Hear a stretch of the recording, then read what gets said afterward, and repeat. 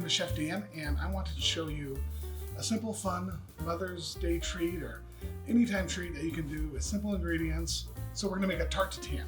So what we have with our tarte tatin is we have 2 Honey Smith apples, we have some butter, we have some sugar, we have a puff pastry sheet that I get at the store, and that's actually it. I also have some ice cream we can put on later, but so what we're gonna first do is measure out our puff pastry sheet. So this is how they come from the store, at least the brand I get.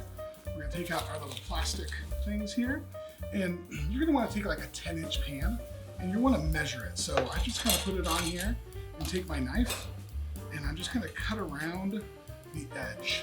As you can see here. And we're just gonna cut right here.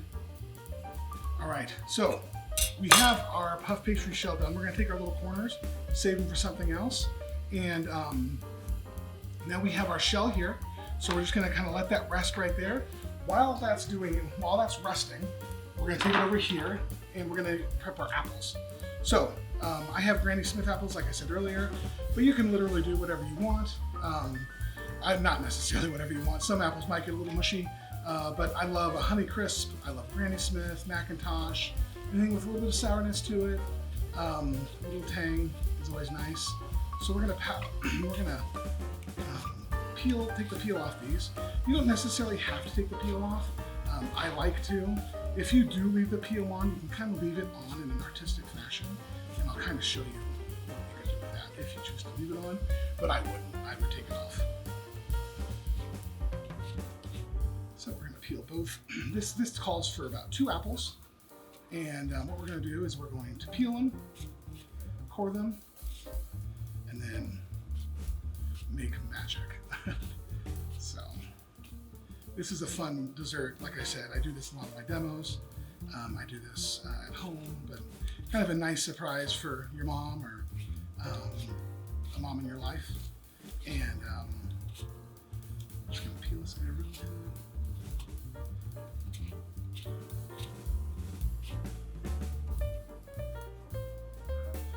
So we're gonna take our peels and our peeler, put it in the sink next to us. Now we're gonna take our knife, and what I do is I just kind of cut around the core. So I take 2 big pieces off there, and slice here, 1 more there, and then core it however you want to core your apple. Feel free to do it that way. Now I'm gonna slice my apples to where they're nice and thin. So I want to have them full apple length, if you will. So,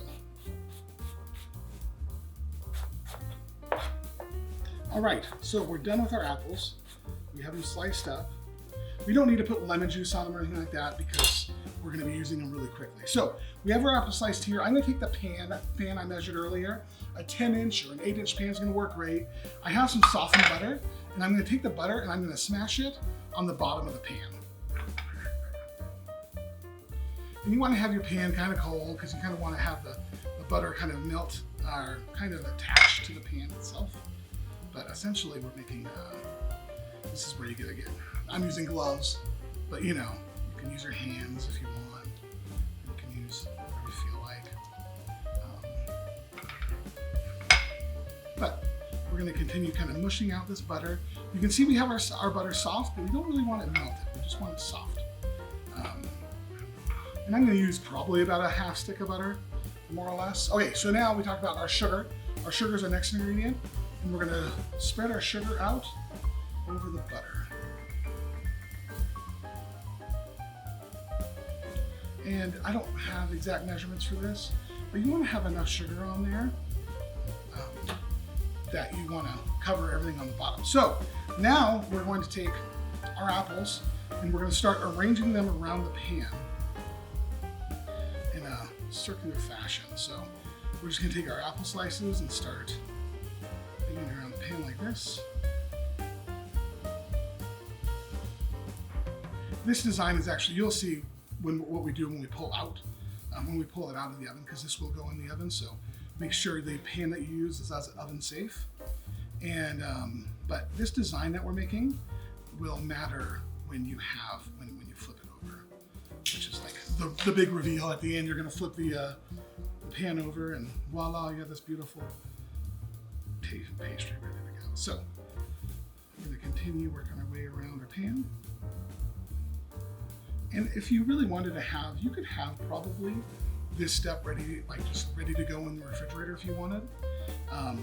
If you want, let's say you're having a sit-down dinner or anything like that, you don't want to be cooking in front of people.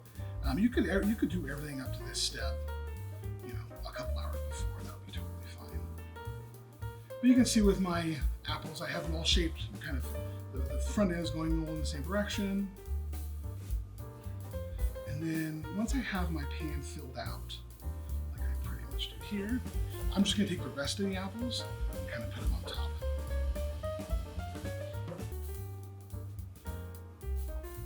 And then we're going to take it over to our induction top.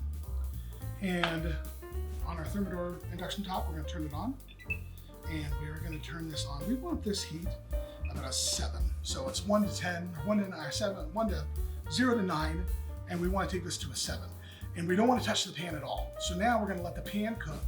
And what we're going to look for is the caramelization happening inside the pan. And I'll kind of give you an idea what that looks like. But if you look at it now, you can kind of see we're starting to get darker around the sides. I don't know if you can see that with the burning. We also see the sugar and the butter are kind of coming together. So again, we're kind of making that caramel sauce right in the pan itself. And so, but we want to get that, it's going to start to darken. And we'll kind of go from there.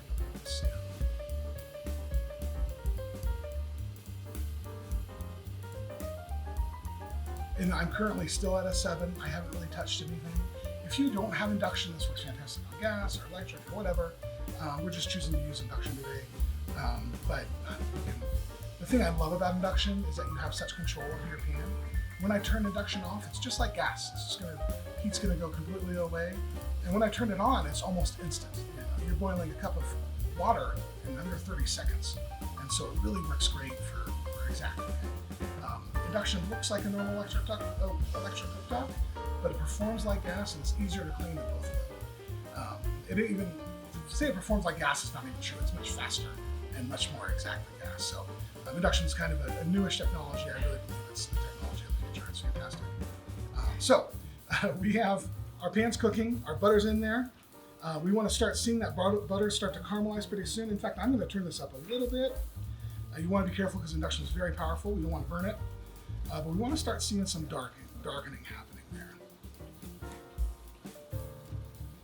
It smells really good. Well, I mean, like, how can you go wrong with butter and sugar and apples? Like, that's a pretty good combination. We can kind of smell the butter and caramel, or butter and sugar caramelizing. You can kind of see it too. You can see that's happening a little bit.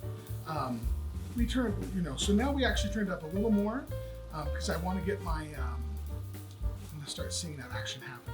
And you can kind of see it start to happen. Unfortunately, my pan's a little burnt on the sides, but you're going to start seeing this. You can do this in a stainless steel pan. You can do this in a non-stick pan, whatever pan you want to work in. It's going to be fine. But you guys see, we finally have some darkening there. We have some darkening there. You can see it start to get darkened there, right in the middle. I'm going to turn the pan around. You can kind of see that's the caramelization we're looking for. So I want to get a little caramelization happening on this side. And once I do, then I'm going to put my puff pastry back on it. If you don't have puff pastry, or if you want to make this yourself, you can really be adventurous and make your homemade puff pastry, but you can also use a pie shell. Like if you your favorite pie crust recipe, this could be really good on that. All right, so we are to that point. Now I'm going to put my puff pastry sheet that I already put out right on top, and I'm going to put it in here in the oven. I have the oven set to 425 degrees. The reason that we have it at 425 degrees is because in a puff pastry, what makes the dough rise is actually butter. And so as the butter melts and evaporates, it creates steam, and that's how the puff pastry, there's no chemical leavener, there's no yeast or anything like that in there. It's just ready to go. So you have to make sure you have it above 400 degrees in puff pastry. We have it in there, and it's going to be about 10 minutes in the oven, and then we'll pull it out. To be perfectly honest, I didn't time it. I'm not sure. I say 10 minutes. It's probably 10 minutes. We've had it in there, let's say 9 minutes.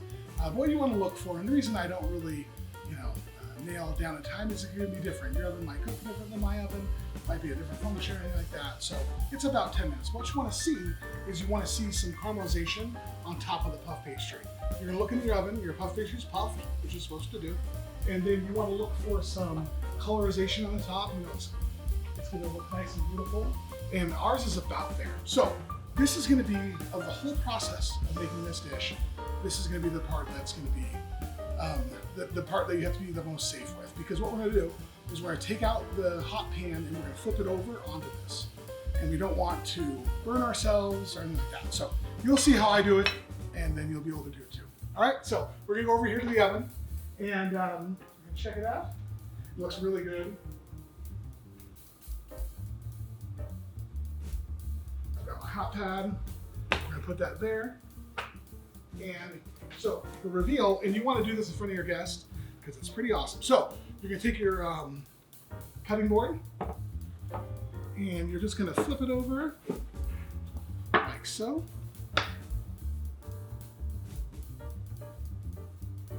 And then you've got your tart. So you've got some nice caramelization here. Looks great, really happy with this. As this cools down, you're gonna have your own little shell on the outside. You see we have some caramel coming out here. That's totally great. But at this point, we're gonna let this cool down a little bit, and then we're gonna serve it. But that's really the tarte tatin. It's that easy. You can have something that looks that beautiful, come fresh out of the oven, tastes delicious, and you're ready to go. I like to garnish it with a little bit of sour cream. So now that it's cooled down a little bit, you might want to take even more time. The more time you do, I don't know if you notice right here, but it's almost becoming its own little crust. It's like a pizza crust. And I like that. But because we are because we don't want to wait anymore, we're hungry, we're gonna just have one cut here, and then we're gonna do one cut. And you can get about, probably about 8 slices out of this, 6 if you're a big eater. So we're just gonna take our first slice. We're gonna put it right here on our plate. We've got some ice cream here, and we're gonna garnish it with a little bit of ice cream. And there you are, tarte tatin for any special occasion. Super easy to make and super impressive.